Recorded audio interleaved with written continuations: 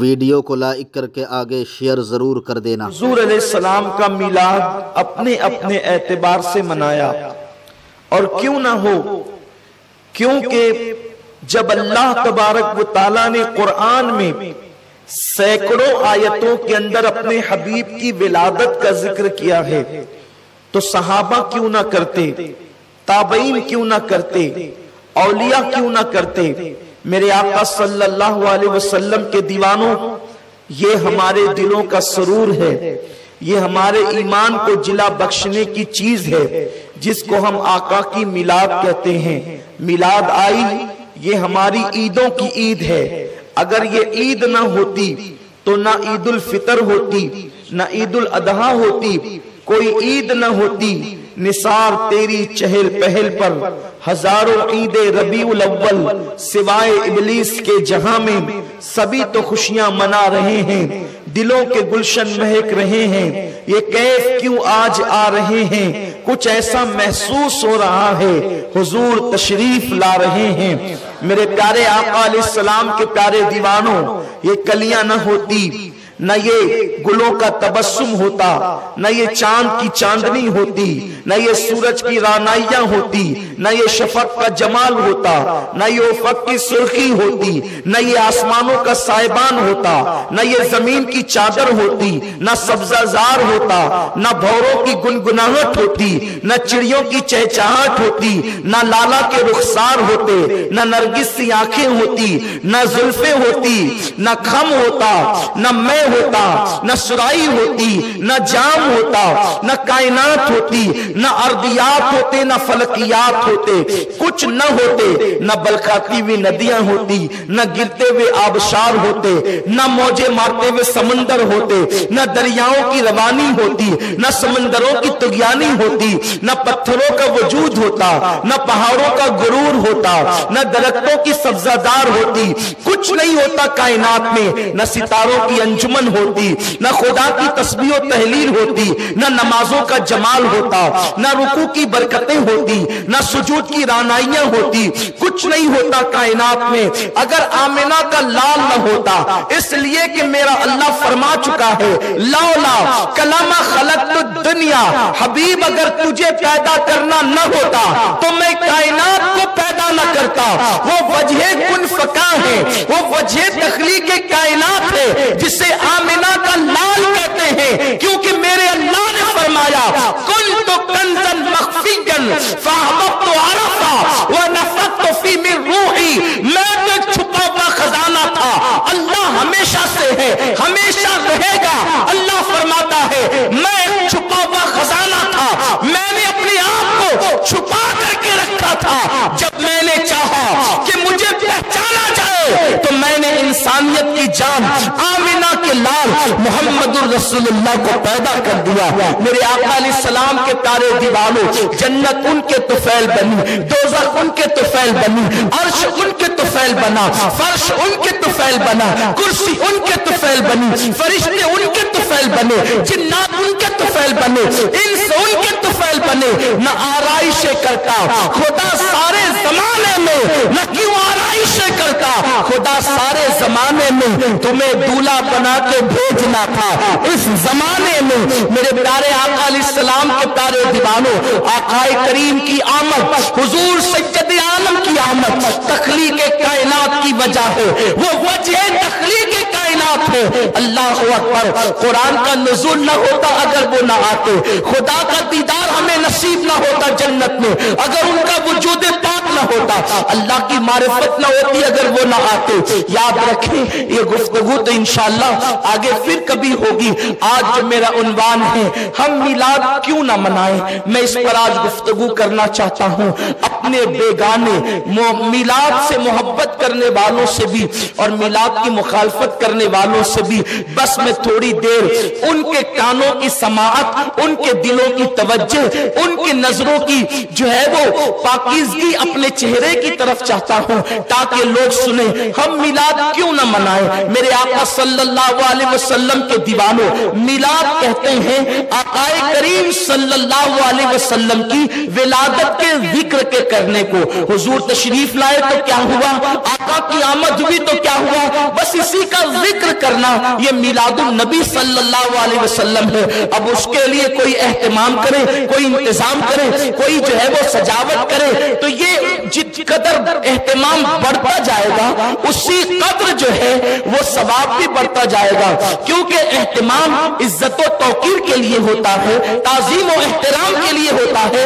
अब आए मैं आपको बताऊं हम मिलाद क्यों ना मनाएं? इसलिए कि मिलाद का जो तारुफ, उसका परिचय, उसका डेफिनेशन जो मैंने पेश किया वो ये है कि हुजूर की विलादत के वक्त के वाक़यात का जिक्र करना ये मिलादुन नबी सल्लल्लाहु अलैहि वसल्लम है। उसका एहतमाम, जैसे नफ्स शादी किसे कहते हैं, शादी की तारीफ उर्फ में ये है कि किसी लड़का लड़की का इजाब कबूल होता है, निकाह उसी को कहते हैं। दो गवाह हो, एक काजी, तो भी निकाह हो जाएगा, ठीक है। लेकिन कभी हम में से कोई ऐसा नहीं करता कि दो गवाह हो, एक काजी, दूल्हा दुल्हन, बल्कि काजी की भी जरूरत नहीं है।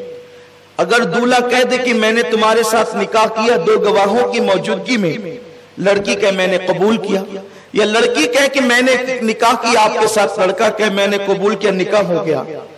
खुतबा पढ़ना सुन्नत है, न फर्ज है न वाजिब। यानी अगर खुतबा ना भी पढ़ा जाए तो भी निकाह मसले के एतबार से हो जाता है, लेकिन पढ़ना चाहिए क्योंकि मेरे आका की सुन्नत है। उसको तर्क करना बुरा है, नहीं कर सकते। बल्कि अगर पूरा खुतबा कोई ना पढ़े, अल्हम्दुलिल्लाह नहमदुहु व नस्तईनु, वो जो सुनते हैं, सिर्फ खुतबे की नियत से कोई अल्हम्दुलिल्लाह रब्बिल आलमीन भी कह दे, खुतबा हो गया। ये एक मसला मैंने बताया आपको। अगर आपको थोड़ा सा अचंबा लगे तो आप बारे शरीयत देख लें, बहुत आसान सी किताब है बारे शरीयत, आपको ये मसाइल सब उसमें मिल जाएंगे। लेकिन कोई ऐसा नहीं करता।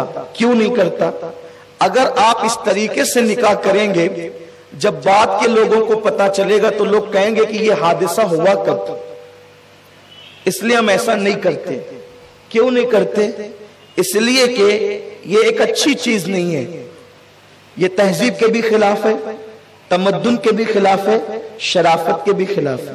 क्योंकि अगर आप इस तरह चोरी चोरी चुपके चुपके निकाह करेंगे तो लोग कहेंगे कहीं कोई गड़बड़ तो नहीं हुई थी कि कभी भी निकाह हो गया। इसलिए हम क्या करते हैं, मंडप लगवाते हैं जिसे हम शामियाना कहते हैं। लेकिन उस शामियाने को आमियाना अंदाज में हम मंडप कहते हैं। तो मंडप लगाते हैं, स्टेज होता है, देगे पकती है, रुक्के बैठते हैं, लोग मधु होते हैं, अमीर गरीब छोटे बड़े सब आते हैं, कहीं दर्जनों में, कहीं सैकड़ों में, कहीं हजारों में, और निकाह होता है। यही तो होता है। मंडप का शादी से कोई ताल्लुक नहीं है, लेकिन मंडप इसलिए लगता है कि मेहमान आएंगे तो धूप में तो नहीं बिठाएंगे। अगर धूप में बिठाएंगे तो लोग कहेंगे कि ये आदमी जो है ये लोगों की इज्जत करने से नावाकिफ है, इसे पता नहीं है कि ताजीम किसे कहते हैं। लोग आएंगे तो चटाई पर भी बैठ सकते हैं, लेकिन हम कुर्सियां लगाते हैं। आकर हम लोग पानी पी के भी चले जाते हैं, लेकिन हम शरबत पिलाते हैं। शरबत भी सिर्फ शक्कर और पानी से मिलकर शरबत बन जाता है, लेकिन हम उसमें दूध डालते हैं, उसमें खुशबू डालते हैं, सेंट डालते हैं, वगैरह वगैरह। मैं कोई आपको शरबत बनाने की तरकीब बताने नहीं बैठा, सिर्फ एक हल्की सी तमहीद चाहता हूं कि आपकी तवज्जो मेरी तरफ हो जाए। ये सब इसलिए होता है, हालांकि निकाह से उसका कोई ताल्लुक नहीं है, न शरबत का, न मंडप का, न देग का, न खाने का, न कुर्सी का, कोई ताल्लुक नहीं है। अगर उससे हटकर भी याद करें तो भी निकाह हो जाए, टाट पट्टी पे बैठे तो भी हो जाए, शरबत ना हो तो भी हो जाए, मंडप ना हो तो भी हो जाए। लेकिन आप आने वाले मेहमान की इज्जत की खातिर अच्छे से अच्छा इंतजाम करते हैं, ताकि आने वाले को पता चले कि जिसके घर की शादी में जा रहे हैं वो कोई फटीचर या जाहिल नहीं है, मेहमानों की कदर जानता है, मेहमानों का एहतराम जानता है, मेहमानों की तकरीम जानता है। और हुजूर अलैहि सलाम का फरमान है, जो अल्लाह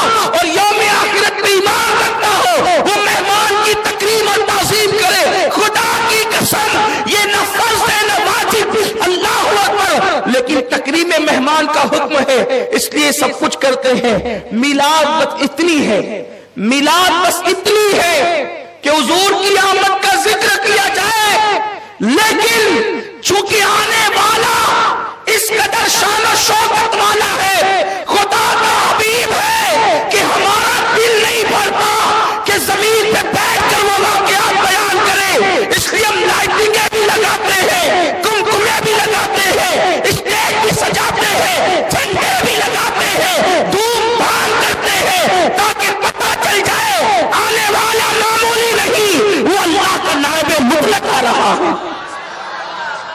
تقریر کا حکم تعظیم کے لیے کیا جاتا ہے، ورنہ میلاد صرف واقعات میلاد کو بیان کرنے کا نام ہے. اب آئیے نا خدا نے کیسے ان کی آمد بیان کی. میرا اللہ فرماتا ہے لقد جاءکم رسول، تحقیق تمہارے پاس آ گیا عزت والا رسول. اس رسول کی شان کیا ہے؟ عزیز عنتم حریص. تمہارا مشقت میں پڑنا اس رسول پر بڑا بھاری پڑتا ہے. وہ تم سے اتنی محبت کرتا ہے کہ اگر تمہیں کانٹا بھی چبھے تو وہ بے چین ہوتا ہے.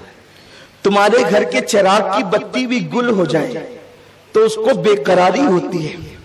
وہ تم پر بڑا مہربان ہے. اللہ کے انعامات جب تم پر وہ دیکھتا ہے تو اس میں وہ حریص ہے. حل من مزید کہتا ہے، مزید کی طلب کرتا ہے. وہ اتنا تم پر مہربان ہے، ایسا تم پر مہربان ہے کہ تمہارا مشقت میں پڑنا اس کو بڑا گرا گزرتا ہے، تمہاری تکلیفیں اس کو بڑی گرا گزرتی ہے، اور وہ اللہ کی بارگاہ میں تمہاری بھلائی کے لیے حریص ہے. علیکم بالمؤمنین رؤوف الرحیم، اور وہ مومنوں کے لیے مہربان ہے. مہربان قرآن نے رؤوف بھی کہا اور رحیم بھی کہا. یاد رکھیں ماں باپ کے لیے خدا نے رحیم کہا لیکن رؤوف نہیں کہا. اور بھی جگہ پر کہیں کسی کو رؤوف کہا تو رحیم نہیں، لیکن یہاں رؤوف بھی کہا اور رحیم بھی کہا. یعنی یہ تم پر مہربان ہے. یہ کتنا مہربان ہے؟ ایک ماں اپنے بچے پر جتنی مہربان ہوتی ہے اس سے زیادہ یہ تم پر مہربان ہے. ایک باپ اپنی اولاد پر جتنا مہربان ہوتا ہے اس سے کروڑوں درجہ زیادہ یہ تم پر مہربان ہے. بلکہ بتا دوں ذرا دل کے کان اگر میری طرف لگے ہیں تو دل کھول کر بڑی ذمہ داری سے یہ گفتگو سن لے. وہ ماں سے زیادہ مہربان ہے، وہ باپ سے زیادہ مہربان ہے. حتیٰ کہ ایک نبی اپنی امت پر جتنا مہربان ہوتا ہے وہ نبی سے زیادہ تم پر مہربان ہے. کیونکہ اب آپ دیکھ لیں ذرا، میں بڑی ذمہ داری سے یہ بات کہنے لگا ہوں کہ ایک نبی اپنی امتی پر جتنا مہربان ہوتا ہے وہ اس سے زیادہ تم پر مہربان ہے. اس لیے کہ جناب نوح بھی اپنی امت پر مہربان تھے، جناب موسیٰ بھی اپنی امت پر مہربان تھے، جناب عیسیٰ بھی اپنی امت پر مہربان تھے، جناب داؤد بھی اپنی قوم پر مہربان تھے، جناب یوسف بھی اپنی قوم پر مہربان تھے. یہ سب مہربان تھے. یہ ایک نبی ہی تو تھے جو اپنی امت پر مہربان تھے، لیکن نبی امت پر جتنا مہربان ہوتا ہے یہ اس سے زیادہ مہربان ہے. مطلب کیا ہوا؟ اب ذرا آئیے تاریخ کے جھروکے میں جھانکے اور میری قوم کے جوانوں ذرا دل کے کانوں سے سن لو کہ وہ رسول امت پر کتنا مہربان ہے. رؤوف الرحیم قرآن نے کہا ہے. جناب نوح علیہ السلام اپنی قوم کے درمیان آتے ہیں اور آنے کے بعد کہتے ہیں، کیا کہتے ہیں؟ اے میری قوم ان بتوں کو چھوڑ دو، یہ بت نہ نفع پہنچا سکتے ہیں نہ نقصان پہنچا سکتے ہیں، چھوڑو انہیں. حضرت نوح علیہ السلام قوم کو سمجھایا، قوم نہ مانی، خاموشی میں سرگوشی میں سمجھایا، نہ مانی تو چلا کر سمجھایا، نہ مانی اس کے بعد بلا کر کے پکارا. انہوں نے چہرے چھپا لیے، بھاگ گئے. حالت یہ ہوئی کہ اس وقت توجہ فرمائے، بہت غور سے سنیں، میں تاریخ کا وہ باب پیش کر رہا ہوں تاکہ آپ کو اپنے نبی کی اہمیت پتا چلے. میرے آقا صلی اللہ علیہ وسلم کے دیوانوں، وہ صرف نماز لے کر کے نہیں آئے تھے، وہ صرف روزہ لے کر کے نہیں آئے تھے. ان کا احسان صرف اتنا نہیں کہ وہ نماز روزہ دے کر کے چلے گئے. نہیں، ایک ماں اور باپ کا رشتہ جہاں دم توڑ دیتا ہے اس سے زیادہ میرے نبی کا رشتہ میرے نبی نبھاتے ہیں. اللہ اکبر. جناب نوح अल्लाह अकबर, कौम को समझाया, कौम ने न माना, कौम को बुलाया, कौम ने न माना, कौम को आवाज दी, कौम ने न माना। उस वक्त ये हुआ, हजरत नूह को उम्मीद हो चली कि ये नहीं मानते, इनकी आने वाली कौम मानेगी। एक बच्चा अपने बाप के कंधे पर बैठा हुआ था। हजरत नूह अलैहिस्सलाम 950 साल तक उन्हें समझाते रहे, हत्ता कि फिर ये हुआ कि उस बच्चे को देखकर आपने उम्मीद की, काश कि ये बा इसका बाप नहीं तो ये नाम ये मान लेगा। लेकिन उस बच्चे ने बाप से कहा पत्थर उठाना, उसके बाप ने पत्थर उठाया और नूह अलैहिस्सलाम पर, अल्लाह अकबर, उस छोटे से बच्चे ने एक पत्थर मारा। जब नूह अलैहिस्सलाम की पेशानी पर एक पत्थर लगा, उसे पत्थर लगने के बाद जनाबे नूह अलैहिस्सलाम की पेशानी से खून निकलने लगा। जब नूह की पेशानी से एक पत्थर लगने पर खून निकला तो अल्लाह ने फरमाया, नूह अब तेरी ताज़ीम और इज्जत का सवाल है, हम इसे गवारा नहीं करते। नूह बोल क्या है? नूह अलैहिस्सलाम का नाम अब्दुल गफूर था। अब्दुल गफूर बोल क्या है? और उनके नाम हदीसों में आए हैं। बोल अब्दुल गफूर क्या है? गफूर कहते हैं बख्शने वाले को। अब्दुल गफूर बख्शने वाले का बंदा जो 950 साल तक सब्र का पैकर बना रहा, लेकिन एक पत्थर पेशानी पर लगा। कुदरत के नकीब ने पुकारा, नूह बोल क्या करे? तो जनाब नूह के हाथ उठ गए। हमें तो इस कौम से उम्मीद थी कि इसका बाप ईमान नहीं लाता तो बेटा लाएगा, लेकिन ये भी बिगड़े हुए निकले। मेरे अल्लाह इन्हें डुबा दे।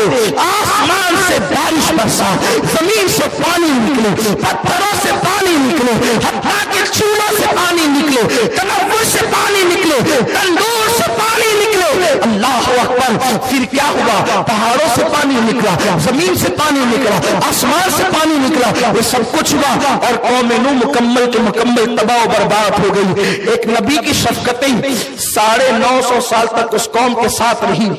और नबी, हर नबी मुशफिको मेहरबान होता है, लेकिन नूह की पेशानी पर एक पत्थर लगा और खून निकला तो नूह अलैहिस्सलाम उन शफकतों के बावजूद, क्योंकि शफकतें एक हद तक रहती है, शफकतों के बावजूद दुआ करते अल्लाह इन्हें डुबा दे। ये नबी और उम्मती की शफकतें। जनाब मूसा अलैहिस्सलाम, जनाब मूसा अलैहिस्सलाम नबी हैं, उनकी उम्मत है, उनकी कौम है। बच्चों को कत्ल किया जा रहा है, बेटियों को रखा जा रहा है। एक वक्त आता है कि जनाब मूसा अलैहिस्सलाम तंग आते हैं फिरौनियों के जुल्म से, और आप अपनी कौम को लेकर निकलते हैं। और उसके बाद जब फिरौन पीछे पीछे आया, जुल्म की इंतहा कर दी, तो मूसा के हाथ उठ गए, मौला डुबा दे इन्हें। अल्लाह ने डुबा दिया उनको। इसी तरीके से आप देखें एक सिलसिला है, अगर मैं उसी की तरफ जाऊं तो वक्त खत्म हो जाए। जनाब लूत अलैहिस्सलाम की कौम ने सताया, आपने मना किया। कौम ने कहा लूत तू बड़ा शरीफ बनता है, अस्तगफिरुल्लाह, तू बड़ा शरीफ बनता है, हम तुझे अपनी बस्ती से निकाल देंगे और हमें माज़अल्लाह तेरी शराफत की जरूरत नहीं, और तू तो हमारी तरह बशर है। इस तरह की बातें उन लोगों ने की। जनाब लूत के हाथ उठ गए। अल्लाह जो कौम इतनी बदतरीन हो उन्हें हलाक कर दे, उस कौम पर पत्थरों की बरसात हुई, वो कौम मर गई। हत्ता के जिस जमीन के हिस्से में वो रहते थे उसको पलट दिया गया। जनाब सालेह अलैहिस्सलाम, उनकी ऊंटनी की कोंचें काट दी गई। नबी की शफकतें बड़ी साथ साथ थी, लेकिन जब ऊंटनी की कोंचें कटी तो जनाब सालेह ने कहा जो मेरी ऊंटनी की कोंचें काट दे, जो नाक़तल्लाह की कोंचें काट दे, वो जमीन, अब जमीन, वो कौम जमीन पे रहने के काबिल नहीं, उन्हें तबाह कर दिया जाए, हलाक कर दिया जाए, बर्बाद कर दिया जाए। कौम समूद को देख लें आप, अल्लाह अकबर, कौम आद को देख लें आप, इन कौमों का तस्करा कौम सालेह आप सुन चुके। जनाब लूत की कौम, हर नबी ने जनाब शुएब की कौम, जब हजरत शुएब अलैहिस्सलाम अल्लाह का कलाम पेश करते तो काफिर तालियां बजाते اور तालियां बजाते और लोगों को सुनने नहीं देते, कहते उसकी महफिल में न जाना। हत्ता कि जो जनाब शुएब इतने बेहतरीन मुकर्रिर थे, उन्हें खतीबुल अंबिया कहा जाता है, वो नबियों में खतीब है। बड़ी अजीम तकरीर उनकी होती थी, बड़ा अजीम उनका खिताब होता था, तो लोग छुप छुप करके बैठते थे। कौन है जो जनाब शुएब की महफिल में जा रहा है, कौन है जो जनाब शुएब का खिताब सुनने जा रहा है। जब वो महफिल से लौटता उस पे डंडे बरसा देते। जनाब शुएब ने दुआ की, अल्लाह इन्हें हलाक कर दे। आखिरकार हर नबी का एंड कौम के हवाले से ये है, हर नबी की तारीख कौम के हवाले से ये है, अल्लाह इन्हें हलाक कर दे। जनाब नूह ने दुआ की, वो हलाक हो गए। जनाब मूसा ने दुआए ज़रर की, वो हलाक कर दिए गए, उनकी कौम हलाक कर दी गई। नबी की दुआ से कौम हलाक कर दी गई। जनाब शुएब ने दुआ की, जिन लोगों के लिए दुआए ज़रर की, वो हलाक कर दिए गए। लेकिन आइए, एक पत्थर नूह पे आता है, उनके सरे अनवर पर, और जनाब नूह उनकी हलाकत के लिए दुआ कर देते हैं। यकीनन ये नबी की शफकतों की उन लोगों पर इंतहा थी कि उन लोगों ने गालियां दी, उन्होंने फुक्तियां कसी, उन्होंने फिक्रे कसे, लेकिन अल्लाह का नबी सब्र करता रहा। लेकिन जब बच्चे ने पत्थर उठा करके मारा तो जनाब नूह ने दुआ की, हलाक कर दी ने। जनाब शुएब के सुनने वाले सामीन पर डंडे बरसाए गए, आपने दुआ की, हलाक कर दी ने, हलाक कर दिए गए। जनाब सालेह की ऊँटनी के कोची काटे गई, उनकी ऊँटनी के कोचे काटने के बाद अल्लाह अकबर उन्होंने दुआ की, वो हलाक कर दिए गए। लेकिन अब आइए, रऊफुर रहीम जिसके लिए कुरान ने कहा है, अब वो रसूल हम पर जनाब नूह की तरह मेहरबान नहीं है, हम पर जनाब मूसा की तरह मेहरबान नहीं है, जनाब ईसा की तरह मेहरबान नहीं है, जनाब खलील की तरह मेहरबान नहीं है, जनाब लूत की तरह मेहरबान नहीं है। अंबिया किराम की मेहरबानियां उम्मत के हवाले से खत्म हो जाती है, वो रसूल उससे बढ़कर हम पे मेहरबानी करते हैं। और हम तो कलमा पढ़ने वालों आशिकाने रसूल है, काफिरों पर उनकी मेहरबानी का आलम क्या है। यहाँ एक पत्थर पेशानी पर लगता है और दुआएं ज़रा कर दी जाती है, लेकिन वहां पर अब याद करें उस मंजर को, उस मकान को, अल्लाह अकबर, जो सफरे ताइफ कहा जाता है। ताइफ की वादियों में नबियों का इमाम है, नूह का इमाम है, मूसा का इमाम है, ईसा का इमाम है, इब्राहिम का इमाम है, आमिना का लाल हो। जब आप गए हैं तो आप अंदाजा लगाए कि अंदाज क्या उस कौम का। जब आपने बड़े बड़े सरदारों को कहा कि मुझे अल्लाह ने रसूल बनाकर भेजा है, उन जालिमों ने यह कहा था, क्या अल्लाह को नबी बनाने के लिए मोहम्मद तू ही मिला था, क्या तुझसे बेहतर कोई इंसान नहीं मिला था माज़अल्लाह। जबकि वो पनीर ये इसलिए कह रहे थे, न तेरे पास माल है, न तेरे पास दौलत है, इसलिए वो रसूल को गाली दे रहे थे। मेरे आका अलैहिस्सलाम बता रहे थे कि अल्लाह अपनी रिसालत और अमानत को कहाँ रखना चाहता है और कहाँ रखना चाहिए ये बेहतर जानता है। मेरे रसूल का हुस्न उन्होंने देखा, आका का जमाल देखा, आका का किरदार देखा, आका का अखलाक देखा, लेकिन वो दौलत के पुजारी सिर्फ दौलत को सब कुछ समझते थे। इसलिए उन्होंने मेरे रसूल से कहा, क्या तुम ही मिले थे माज़अल्लाह। उन्होंने ये पलीदी की, मेरे सरकार वहां से निकले, दूसरों के पास गए, उन्होंने भी यही गालियां दी। मेरे आका अलैहिस्सलाम उनकी आवाम के गरीबों के पास आए, उन्होंने भी यही गालियां दी। हत्ता कि ये हुआ कि ताइफ के उन ओबाश लोगों ने चंद छोकरों को हुजूर के पीछे लगा दिया और कहा कि इन पे पत्थर बरसाओ और पीछे चिल्लाओ, पागल आया है, पागल आया है, पागल आया। माज़अल्लाह सुम्मा माज़अल्लाह अस्तगफिरुल्लाह, नक़्ल कुफ्र कुफ्र न बाशद। अल्लाहु अकबर। वो इस तरह की वो गंदी हरकत कर रहे थे, हुजूर के दामने रहमत पीछे से पकड़ के खींचते थे, इस तरह हुजूर के कपड़े खींचे कि सरकार का पैरन फट गया है। और फिर वो बच्चे पत्थर भी मार रहे थे। वो एक बच्चे ने बाप के कंधे पर बैठकर एक पत्थर मारा है तो नूह ने कहा इस कौम को डुबा दिया जाए। वहां दर्जनों बच्चे जमा होकर पीछे से गालियां दे रहे हैं और पत्थर मार रहे हैं, पूरा जिस्म खून से लहूलुहान हो गया है। हत्ता के हुजूर के सरे अनवर पर एक नहीं कई पत्थर लगे, हुजूर की नालैन शरीफ खून से भर गई है। हत्ता कि आकाए کریم کو بتقاضے بشریت گشی کی کیفیت طاری ہو گئی ہے. حضور علیہ السلام کی آنکھوں کے سامنے اللہ اکبر یوں لگتا ہے کہ جیسے تاریکی سے چھا رہی ہو, یوں لگتا ہے میں کہہ رہا ہوں. میں بہت محتاط گفتگو کرنا چاہتا ہوں اس لیے کہ ادب زیر آسماں از عرش نازک پر نفذ کم کر گمی آیت جنید و بایزیدی جا.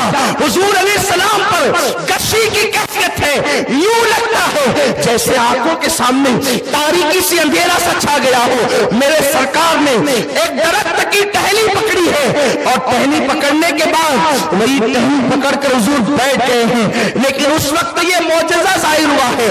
ٹہنی جب کوئی اوپر پکڑتا ہے اور نیچے بیٹھتا ہے یا تو ٹہنی ہاتھ سے چھوٹ جاتی ہے یا ٹہنی ٹوٹ جاتی ہے. لیکن میرے رسول کے ہاتھوں میں جو ٹہنی آئی تھی نہ وہ ہاتھ سے چھوٹنی ہے, اس لیے کہ ہاتھ ہے نبیوں کے امام کا ہاتھ. ہاتھ سے ٹہنی نہیں چھوٹتی لیکن ٹوٹتی بھی نہیں ہے, کیونکہ جو نبی کے دامن سے وابستہ ہوگا وہ ٹوٹے گا نہیں, وہ جڑا رہے گا. اللہ اکبر, یہ معجزہ ظاہر ہوا ہے. نہ ٹہنی ہاتھ سے چھوٹی ہے نہ درخت سے ٹوٹی ہے. حضور نے اس کو پکڑا اور آقا بیٹھ گئے ہیں. حضور کے ایک ہی غلام حضور کے ساتھ ہے. ایک تو حال یہ ہے کہ حضور علیہ السلام نے پیدل اتنا لمبا سفر طے کیا ہے اور پوری نالین خون سے بھری ہوئی ہے, کپڑے لہو لہان ہے. میرے اللہ نے پہاڑوں کے فرشتے کو بھیجا, ساتھ جبرائیل تھے. یا رسول اللہ, اللہ آپ کی اس کیفیت کو دیکھ رہا ہے اور اللہ آپ پہ سلام بھیج رہا ہے اور اللہ فرماتا ہے حبیب انہوں نے تمہارے ساتھ بڑی بدسلوکی کی ہے. رحمت خدا منتظر ہے, خدا کا عذاب منتظر ہے. آپ کہیں ان کے ساتھ کیا کیا جائے. اگر آپ کہیں گے تو طائف کے دونوں پہاڑوں کو آپس میں ملا دیا جائے گا اور طائف کا نشان مٹا دیا جائے گا. آپ کیا چاہتے ہیں؟ میرے سرکار گردن جھکائے بیٹھے تھے اس لیے کہ پورا وجود لہو لہان تھا, کپڑے پھٹے ہوئے تھے.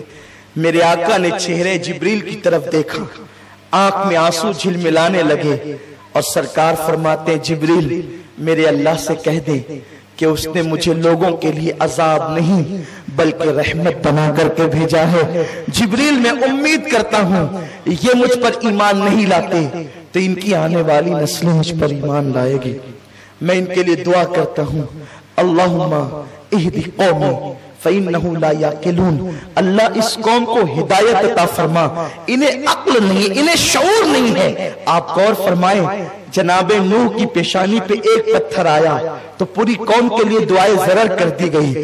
یہاں تو پورا وجود لہو لہان ہو گیا ہے لیکن اس قوم کے لیے میرے رسول نے دعائے ضرر یعنی بد دعا نہیں کیا بلکہ ان کو دعا دی میرے آقا نے. اور پھر دنیا نے دیکھا فتح مکہ کے بعد پورا طائف میرے رسول کے قدموں میں آنے پر مجبور ہو گیا ہے. میرے آقا علیہ السلام کے دیوانوں, آپ مجھے بتائیں کہ جو رسول کافروں پر اتنے مہربان ہوں وہ رسول مومنوں کے لیے رؤوف بھی ہے اور رحیم بھی ہے.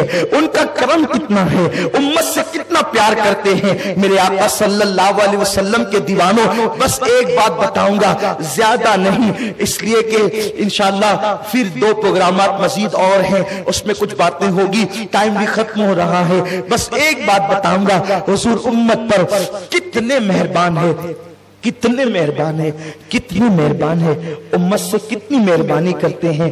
بس ایک بات, رسول اللہ کی شہزادی مخدومہ کائنات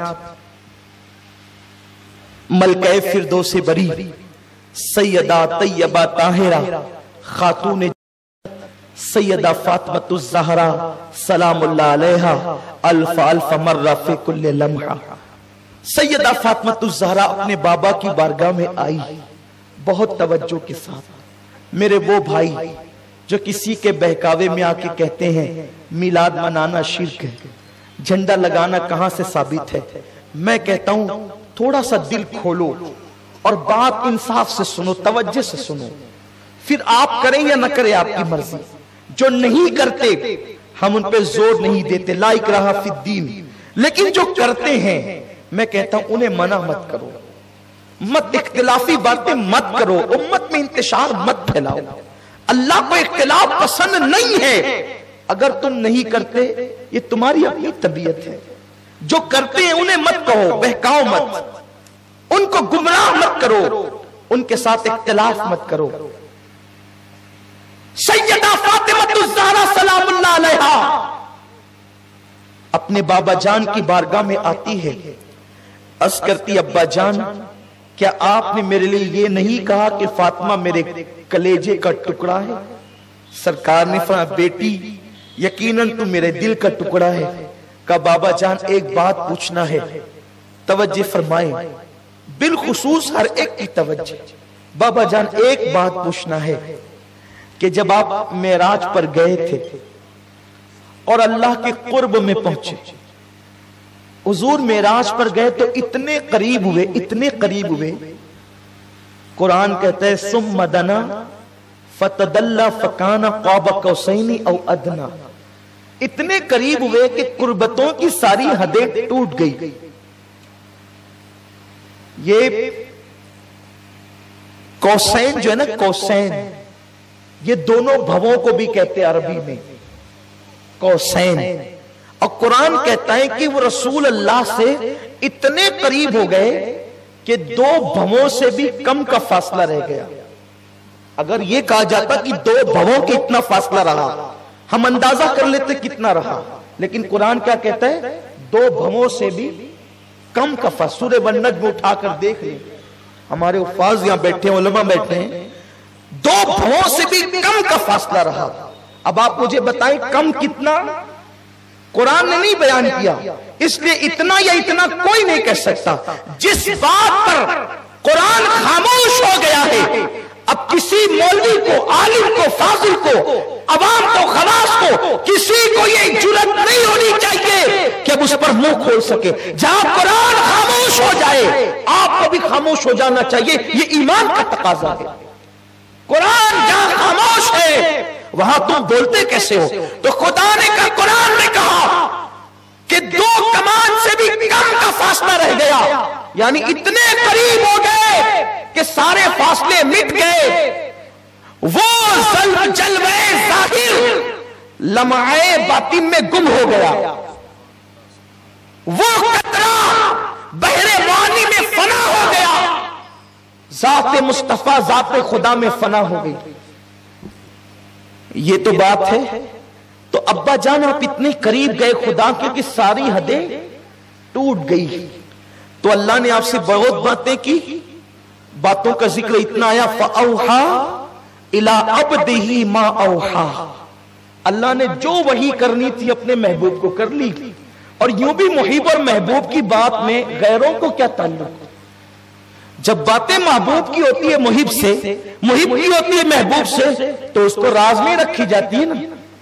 تو اللہ فرماتا ہے فَأَوْحَا إِلَىٰ عَبْدِهِ مَا أَوْحَا, جو باتیں کرنی تھی اللہ نے کر لی, اللہ نے کسی کو نہیں بتائی اور حضور نے بھی کسی کو نہیں بتائی, دونوں نے کسی کو نہیں بتائی. لیکن آئی ہے سیدہ فاطمہ, کہتی ہے بابا جو باتیں کی ہے نا ان میں سے مجھے ایک بات بتا دیں, کوئی ایک ہی بتا دیں. بعض روایتوں میں یوں کہا کہ حضور سے جو باتیں کی وہ مجھے بتائیں. تو آقا نے فرمایا بیٹی میں سب تو نہیں بتاتا لیکن ایک بات بتاتا, ایک بات صرف بتاتا ہوں بیٹی, ایک بات, سب نہیں ایک. وہ ایک کیا بتائی؟ ارشاد ہوتا ہے میری بیٹی جب میں اپنے اللہ کے قرب میں پہنچا, نہ جہاں کسی کی سوچ جا سکتی ہے, جہاں کیف کے پر جلتے ہیں, جب میں اپنے اللہ کے قرب میں پہنچا تو میرے اللہ نے مجھے 70,000 مرتبہ کہا حبیب مانگ لے کیا مانگتا ہے, حبیب مانگ لے کیا مانگتا ہے, حبیب مانگ لے کیا مانگتا ہے. کتنی مرتبہ؟ 70,000 مرتبہ. سیدہ مچل گئی, مچل گئی. پھر پوچھتی بابا جب اس نے 70,000 مرتبہ کہا مانگ لے محبوب تو کیا مانگتا ہے, تو آپ نے کیا کیا مانگا بابا؟ میرے آقا فرماتے بیٹی وہ جب جب کہتا نا مانگ لے کیا مانگتا ہے, تو میں کہتا میری امت کو بخش دے, وہ کہتا ہے مانگ لے، کیا مانگتا ہے؟ میں کہتا میری امت کو بخش دے۔ وہ کہتا ہے مانگ لے، کیا مانگتا ہے؟ میں کہتا میری امت کو بخش دے۔ بیٹی وہ 70,000 بار کہتا رہا مانگ لے، کیا مانگتا ہے؟ میں 70,000 بار یہی جواب دیتا رہا میری امت کو بخش دے۔ اس کے کرم کو جوش آ گیا، اس نے فرمایا محبوب گھبرا نہیں، غم نہ کر، اتنے قریب اسی لیے بلایا ہے، ارے کچھ اور بھی تو مانگ۔ میں نے کہا میری امت، کچھ اور بھی تو مانگ۔ میں نے کہا میری امت، اس نے کچھ اور بھی تو مانگ۔ کہنے کا میری امت، پھر اس نے کہہ دیا حبیب قیامت میں تجھے رسوا نہیں کروں گا، قیامت کے دن تیری امت کی عمل نہ دیکھوں گا، تو جس کو چاہے گا میں اس کو بے حساب جنت عطا کر دوں گا۔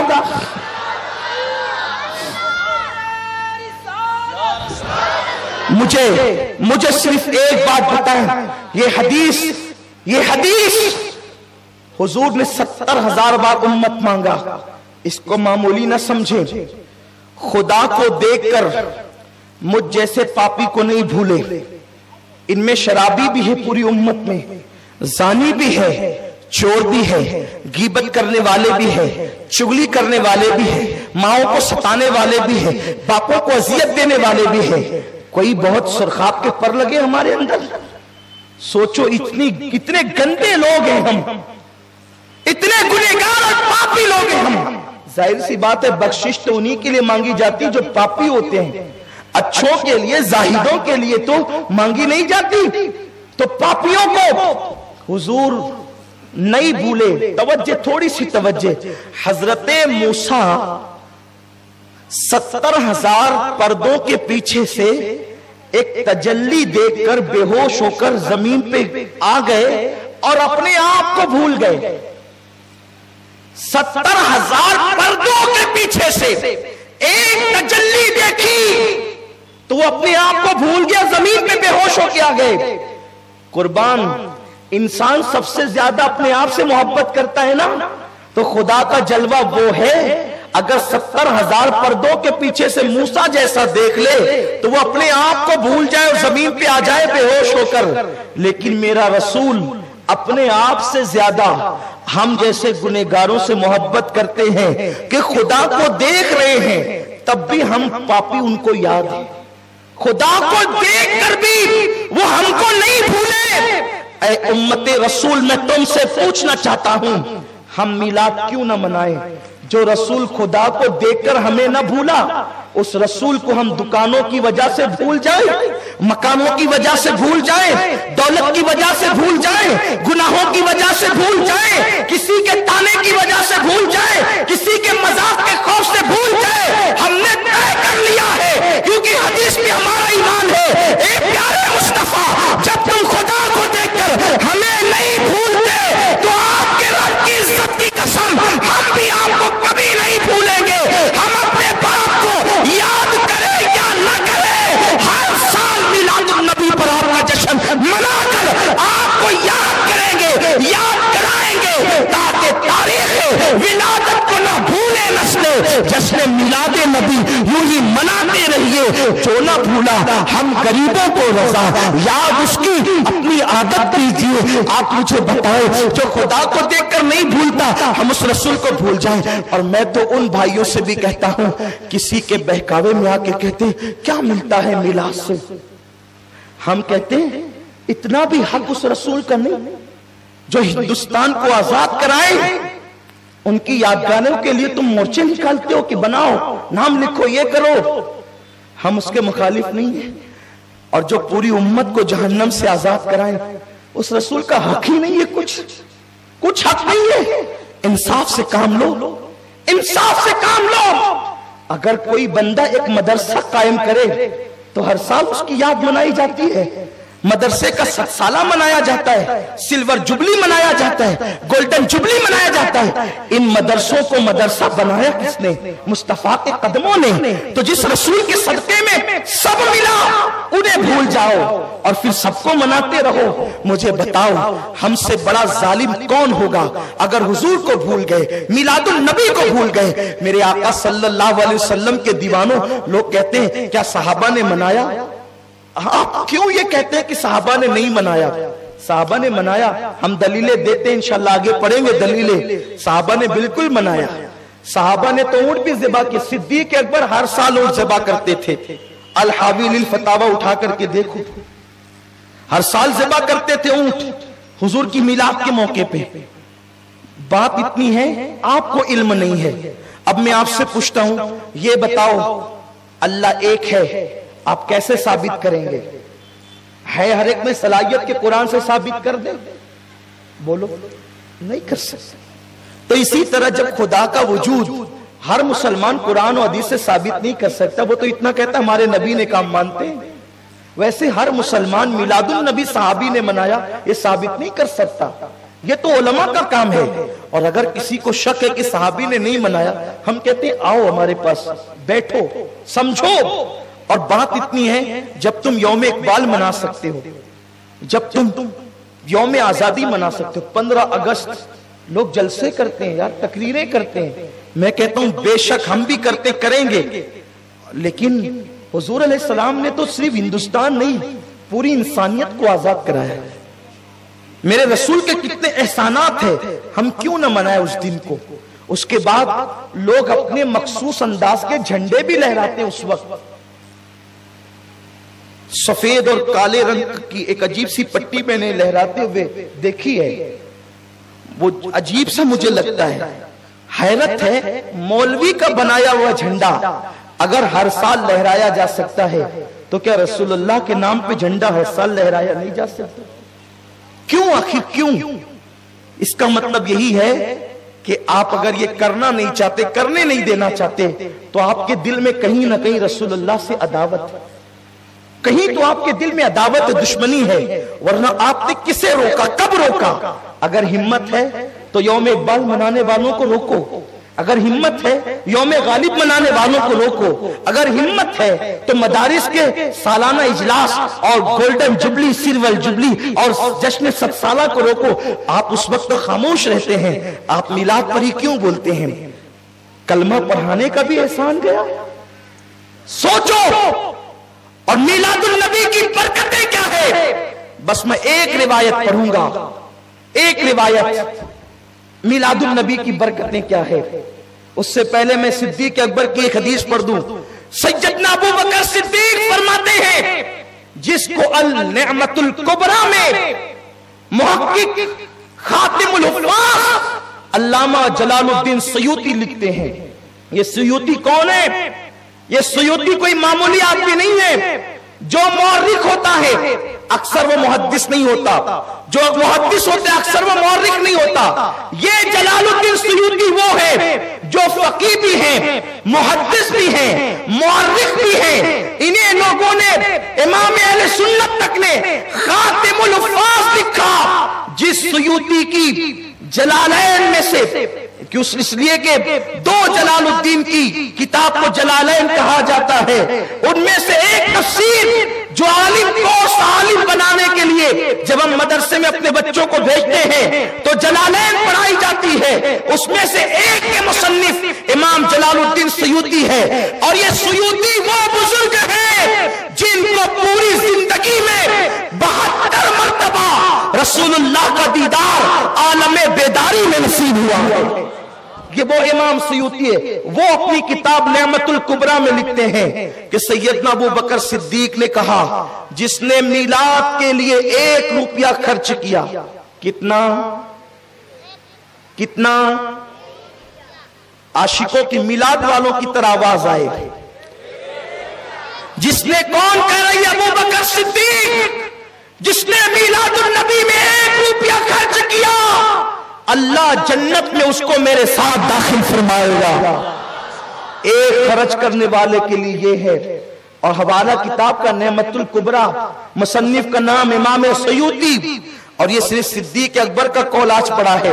آج تو پہلا پروگرام ہے نا, انشاءاللہ آگے کے پروگرامات میں پڑھیں گے. دوسری روایت امام سیوطی جو لکھتے ہیں, اب وہ ذرا سنیے میلاد سے کیا ملتا ہے.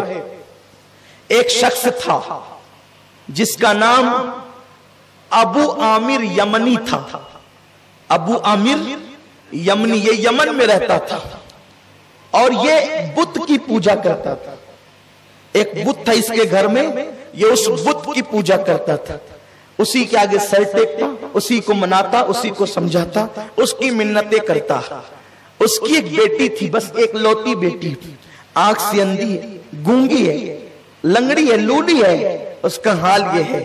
ایک دن ابو عامر نے کہا کہ اے میرے بت، میں نے زندگی بتا دی تیری عبادت کرتے کرتے، ایک کام کر، میری بیٹی کو شفا دے دے۔ لیکن بت میں کہاں طاقت، جو پتھر سے بنا وہ نہ شفا دے سکتا ہے نہ بیماری دے سکتا ہے۔ اس نے کوئی جواب نہیں دیا، وہ گڑ گڑاتا رہا۔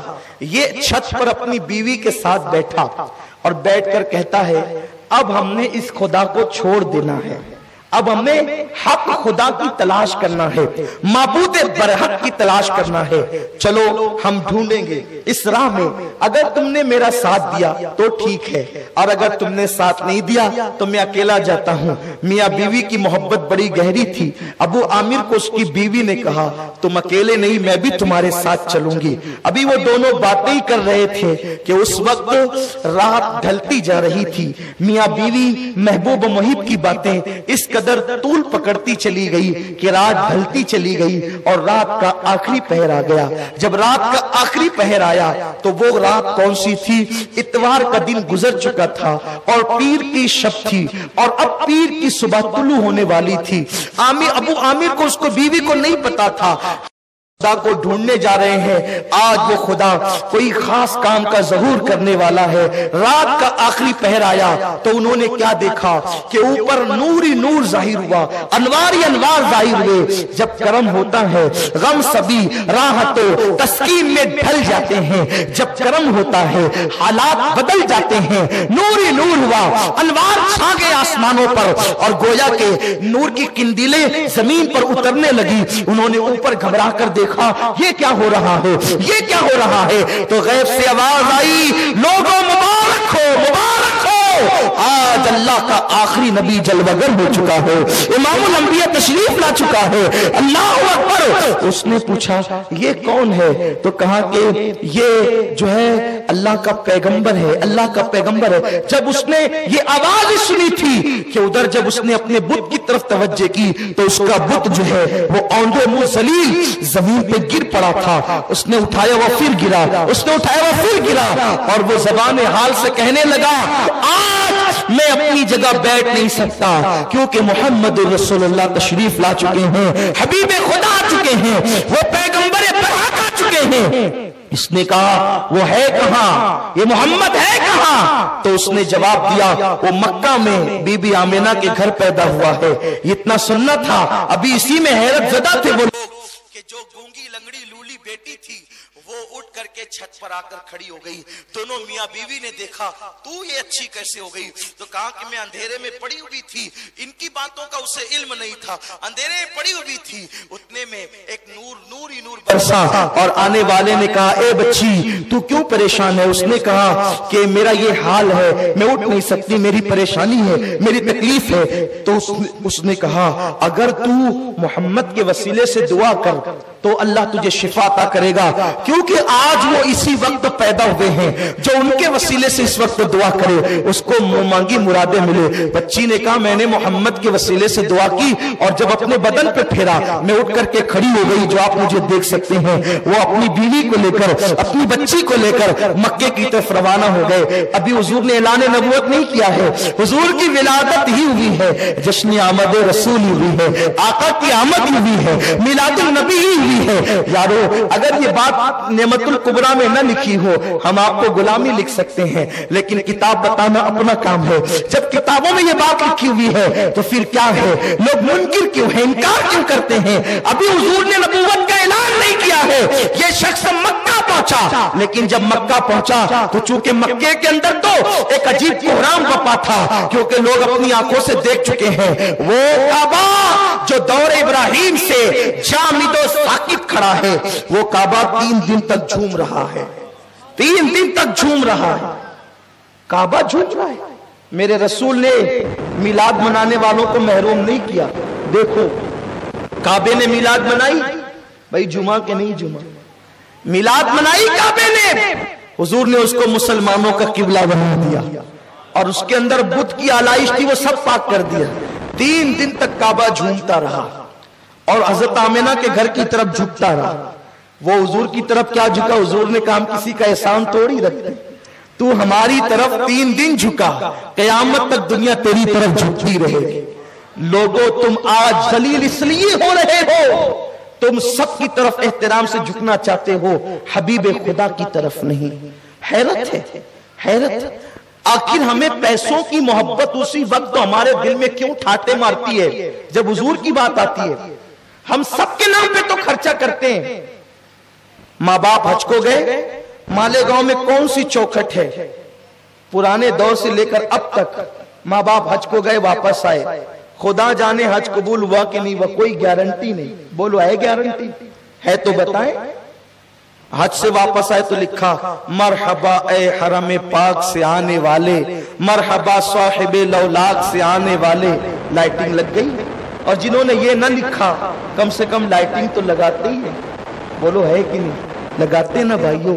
میں تم سے پوچھتا ہوں کیوں لگ رہی ہے؟ بولے میرے ابا جی آ رہے ہیں. کہاں سے؟ حرم سے. میں نے کہا نادان, باپ حرم سے مقبول ہو کے آئے کہ مردود ہو کے آئے کوئی گارنٹی نہیں ہے. پھر تو باپ کے لیے لائٹنگ لگاتا ہے اور وہ حرم والا رسول آیا. بولو یہ نبی پہ ظلم ہے کہ نہیں ہے؟ ہر ایک کے لیے روشنی, رسول کے لیے کیوں نہیں؟ رسول اللہ کی آمد کے لیے کیوں نہیں؟ جس کا حج مقبول ہے کہ مردود کوئی گارنٹی, ہم اس کے لیے لائٹنگ لگاتے ہیں. ممکن ہے مجھ سے یہ سن کر کے کوئی یہ فیصلہ کر لے اب نہ لگائیں گے, لیکن جو لگا چکا اس کا کیا؟ بیٹی کے منڈپ میں تو لائٹنگ لگتی ہے, بیٹے کے منڈپ میں تو لگتی ہے. لوگوں جو رسول ہماری شفاعت کریں گے. بہرحال گفتگو ختم کروں. وہ جب مکہ پہنچے تو مکہ میں بڑا کوہرام تھا. یہودی تلملا اٹھے تھے, کیونکہ ایک یہودی جو مکے میں رہنے آیا تھا خاص طور پہ اسی ماحول کے لیے کہ وہ مکے میں پیدا ہوں گے, اس نے کہا جو تارا نبی کے پیدائش پہ طلوع ہوتا ہے وہ تارا طلوع ہو گیا ہے. دیکھا میلاد کتنی اہم ہوتی ہے. تارے بھی ہر دن ایک ایک طلوع نہیں ہوتے, کچھ تارے وہ ہیں جو نبی کی آمد پر طلوع ہوتے ہیں. یہ تو حدیث ہے نا. تب اللہ وہ تارا کیوں طلوع کرتا ہے نبی کی آمد پہ؟ ارے وہ خدا ہے, تارا چمکاتا ہے. ہم تارے نہیں چمکا سکتے, کم سے کم خدا کی سنت میں لائٹ ہی لگا دیتے ہیں. اللہ تو قدرت والا ہے, تو تارے چمکا سکتا ہے, ہم تو تارے بنا بھی نہیں سکتے, چمکا بھی نہیں سکتے. یہ حدیث ہے, حدیث پاک ہے, یہ بھی ہم آپ کو بتا سکتے ہیں. نبی کی پیدائش پر جو تارا طلوع ہوتا ہے وہ آج طلوع ہو گیا. کیا تمہارے یہاں کسی کے گھر میں بچہ پیدا ہوا؟ اس وقت پورے مکے میں حضرت عبداللہ کے گھر بیٹا پیدا ہوا تھا. لوگوں نے کہا عبداللہ کے گھر پیدا ہوا, عبد المطلب کے بیٹے کے گھر. جب وہ گیا تو جا کر کے اس نے کہا ذرا مجھے دکھائے نا. تو جب دکھایا تو کہا ذرا اس کی پیٹھ دکھاؤ. جب آقا کی پیٹھ دکھائی تو پیٹھ پر مہر نبوت تھی. وہ بے ہوش ہو کے زمین پہ گر پڑا, بے ہوش ہو گیا وہ. اور جب ہوش آیا تو لوگوں نے پوچھا ہوا کیا؟ اتنے بچے تنہیں پیدا ہوتے دیکھے, ہوا کیا؟ کہا کہ نبوت بنی اسرائیل سے بنو اسماعیل میں آ گئی اور یہ اللہ کا آخری نبی ہے, اور اس کے ذریعے سے اے مکے والوں تم سب کے سردار بنا دیے جاؤ گے. حضور کی ولادت کوئی معمولی واقعہ نہیں ہے, یہ سب احادیث ہے, اور یہ سب احادیث معتبر کتابوں میں ہیں. تو یہ سب چیزیں ہو چکی تھی. حضرت عبد المطلب نے کہا آمنہ اب کسی کو بچہ دکھانے کی ضرورت نہیں, ورنہ وہ قتل کر دیں گے ہمارے بچے کو. اور بہت سے آثار, بہت سے معاملات دیکھے گئے. جب یہ تینوں آئے انہوں نے کہا کہ آمنہ وہ بچہ دکھا. کہا دیکھو میرے سسر نہیں ہے, اس لیے میں تمہیں ایک جھلک دکھاؤں گی اور جلدی سے چلے جانا, ورنہ انہوں نے مجھے منع کیا ہے. جب یہ آئے اور آ کر کے حضور علیہ السلام کا دیدار کیا تو ابو عامر یہ کہتا تھا, اس کی بیوی بیان کرتی ہے, سیدہ آمنہ نے بیان کیا ہے, ابو عامر یہ کہتا تھا کہ یہ بچہ اتنا خوبصورت ہے, ایسا حسن والا بچہ میں نے دیکھا نہیں. اور اس کے بعد وہ حضور کے پیر پکڑ لیا اور اپنے سینے پر لگا لیا, اور اسی حالت میں وہ زمین پہ گر پڑا. اور جب زمین پہ گرا ہے تو پھر اس کو ہوش نہیں آیا, اسی حالت میں کفس عنصری سے اس کی روح پرواز کر گئی. یہ حضور کی میلاد ہے, لوگوں نے جان دی ہے. لوگوں اللہ توفیق دے تو اللہ کو راضی کرنے کے لیے اپنے گھروں پر ہرے ہرے جھنڈے, اسلامی جھنڈے اپنے گھروں پر لگائیں, اور 12 دن تک کم سے کم ایک بلب لگا دیں, تاکہ پتہ چلے کہ آپ مصطفیٰ جان رحمت کے غلام ہو.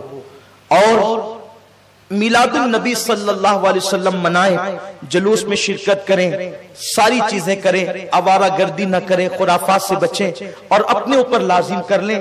2 دن تو گزر گئے، تیسری شب آ گئی، روزانہ کم سے کم 1000 مرتبہ آقا پر درود پڑھیں 12 دنوں تک۔ شرمائے نہیں، ہاتھ میں وہ بٹن والی تسبیح رکھ لیں یا تسبیح رکھیں، کوئی شرمانے کی بات نہیں، پڑھتے رہیں، اس لیے کہ یہ وہ دن ہے سوئے ہوئے مقدر بیدار ہوں گے۔ آقا نے کتنا ہم پہ کرم کیا، وہ نہ آتے تو یہ رانائیاں نہ ہوتی۔ 1000 مرتبہ آقا پر درود روزانہ پڑھے 12 دن تک کے۔ کسی نے ڈاکٹر اقبال سے کہا تھا، اقبال تیری شاعری میں اتنی چاشنی کیسے، تیری شاعری میں اتنی چاشنی کیسے؟ اس لیے کہ مرزا غالب اقبال سے بڑے شاعر ہیں، لیکن غالب کو اتنا نہیں پڑھا جاتا، غالب مغلوب ہے اقبال کے سامنے۔